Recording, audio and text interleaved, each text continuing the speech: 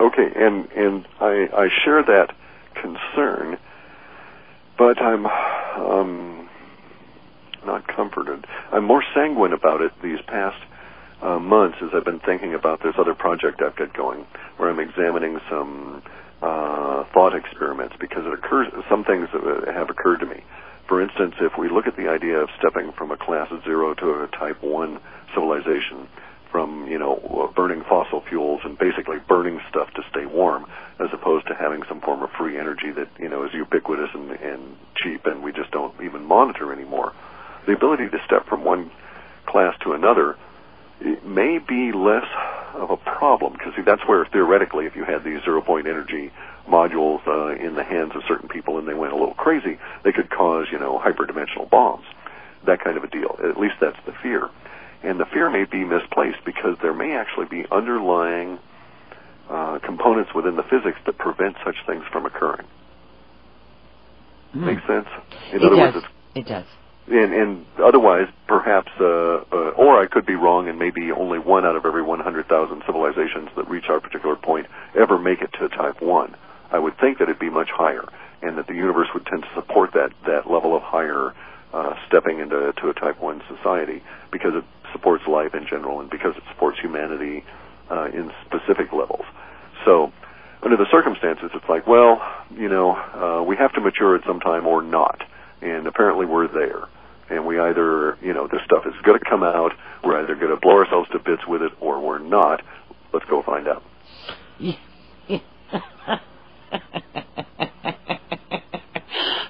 Oh, my goodness. Well, it's kind of like, well, welcome to my mat. Let's see, can you roll or can you not? That just struck me as quite funny. I was like, well, now, let me think about that one. All right, so we got that part done. Oh, my goodness. I think what I'd like for you to do, if you don't mind, is there's still people that that might not have been able to join us at the very, very beginning of the hour in the first part of the show. If you will give just a really short synopsis here of, first of all, the financials and maybe the any Earth things that's coming up between now and, let's say, the end of this year. Let's just talk about for the next couple of months, just a short-term view. Yep. We're going to get to the first of the year. Right. We're just going to get to the drama of the dollar death. The process that was begun with the birth of the dollar is coming to completion. We're going to see chaos as our financial institutions that are built around the dollar and the idea of the dollar as global reserve currency try and cope when the dollar is no longer accepted as a global reserve currency, and that casts doubt on everything that is based on confidence in the U.S. Because once confidence goes, it's an eroding kind of a thing. Thus, it's like morale. If you don't have good morale, boy, things can go to hell real quick, and we're going to see that exposed over the course of this coming fall. Of the fall we're in now, and the coming winter. And against that global depression unfolding, we're going to see really strange weather beyond what we've seen already, and a continuing series of large earthquakes that will be destructive and will continue to be destructive, will strike repeatedly in various places, and will continue to grow and show up. So, for instance, the next place I expect to see as a series of earthquake centers will be the Caribbean. And we'll see the same kind of effects occurring there that we're seeing off the New Hebrides and the Sulawesi Islands in that bow wave of the Australian plate moving. We're going to see with the Caribbean plate. Interesting. That actually may cause East Coast U.S. To experience a series of earthquakes that are basically will be aftershocks of that. And actually it will be because of the mid-Atlantic ridge. So, we may actually be fortunate enough as individuals in our species to witness or live through the planet actually expanding. Okay. So we have one question here that might be interesting. It says, how high is the confidence that July 7, 2010 is such a turning point for the planetary revolution, similar to your October 8th call? At the same level. In fact, it's in that same level of emotional sums. And the duration level, though, we have impact and we have duration. as two broad categories of emotions. And so the emotional impact level will be it will be as accurate as the October 7th, October 8th call. It will be the turning point for the active revolution globally, not just within the U.S., although that will actually be specifically for the U.S. The U.S. is going to be a bow wave for the whole global thing. And we have very high confidence in that. Doesn't mean anything is over by that stage. Doesn't mean very much of anything would change necessarily. But it's just like in the future we'll be able to look back and say, yep, this particular instance, battle, decision, or something that occurred on that date was the actual turning point, and thereafter we were pretty assured we'd won. It was just a matter of going through the suffering to get there. Okay, gotcha. There was a question that I had that came in as you were talking, and now I can't remember what it is. Figures, but it was about the turning point when you were talking about that. Let's see if I can get back to that thought process for just a second. Well, actually, okay, and just let me divert here to say that this actually is a tipping point, not merely a turning point in emotions, the way we're going to see in emotional language, and that we're going to see in October the 25th here.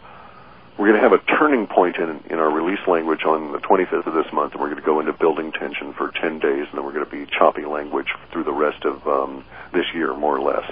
What occurs in July on the 7th of July of 2010 is in fact a context change that puts us into a plateau of emotions that continue for, about 4 or 5 months, I think, at least 3 months, and then we go into a tipping point.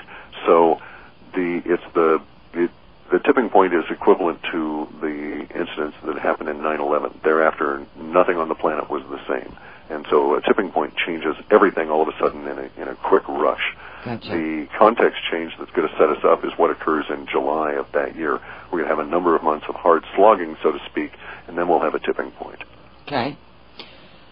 I've asked you this question before, and I'm going to ask you the question again. Is there any kind of a replacement for the American dollar that shows up in your reports, or that you have heard of, or you've seen, or running reports, or what have you? Is there a replacement? No, there's no official replacement that we see showing up. In fact, the data seems to suggest a degradation down to basically various different kinds of barter over this period of the next year as we get in through the revolution.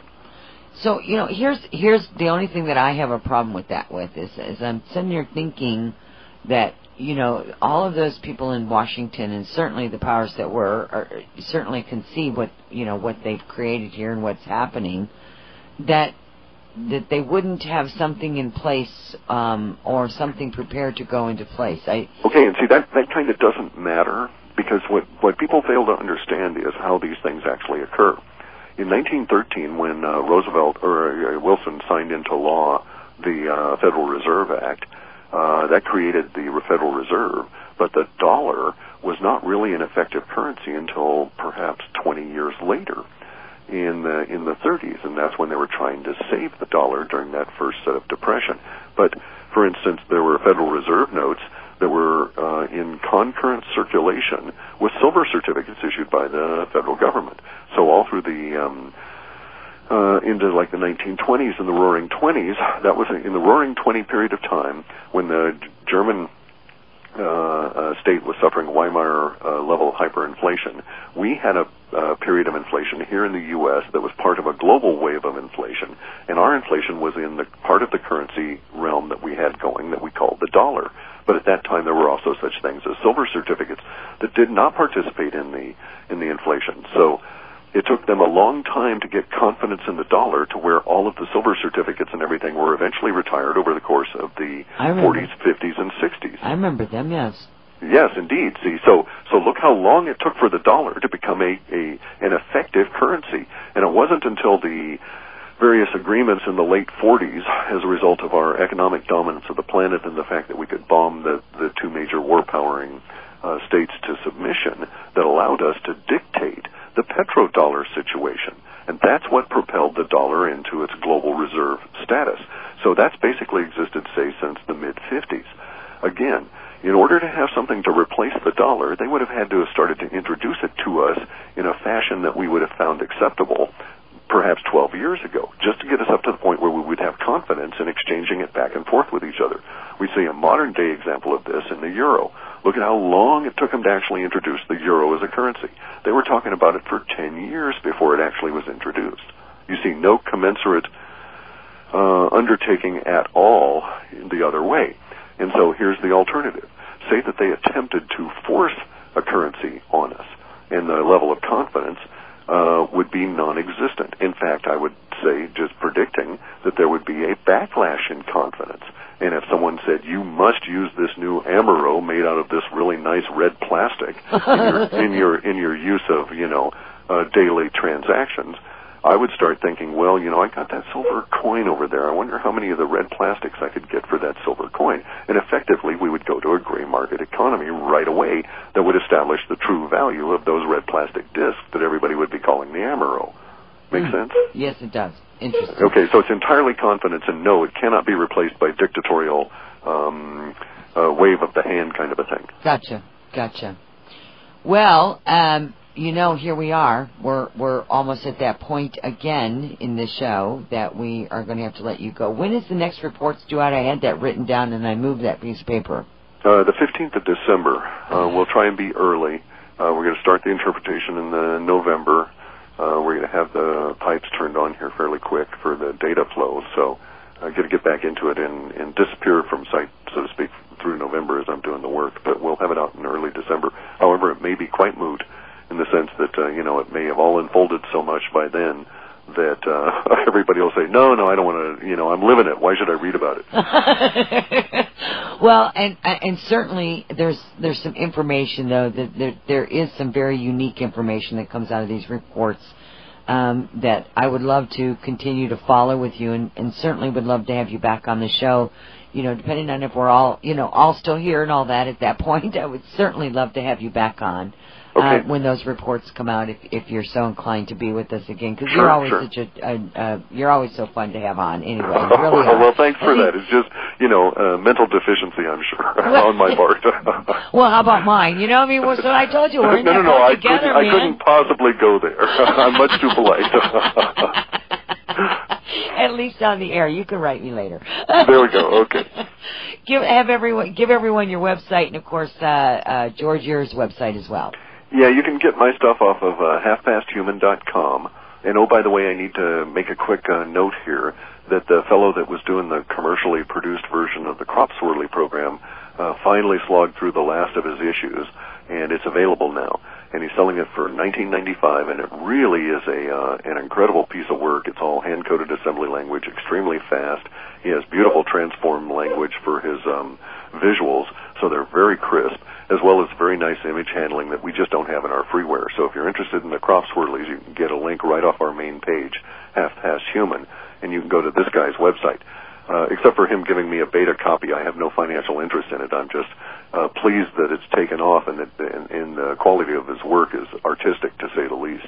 Wonderful. And then George, your site is urbansurvival.com, and he runs a daily a blog, if you will, that really needs to be paid attention to over these next few weeks as we get into this the language turning, because some of the themes we'll see this fall will be replicated and amplified for us next year. And so if you sort of live through them this fall, then you'll be able to be prepared for them next year as they come back in a bigger way. And George discusses a lot of that on his site. Awesome. And, of course, yours is halfpasthuman.com. Again, Clif High, thank you so much. It's been a joy and a pleasure, my dear. And for the rest of you, don't go away. There's more coming up right after this. See you later, Clif. Have a good night. We'll talk to you later. All righty, bye.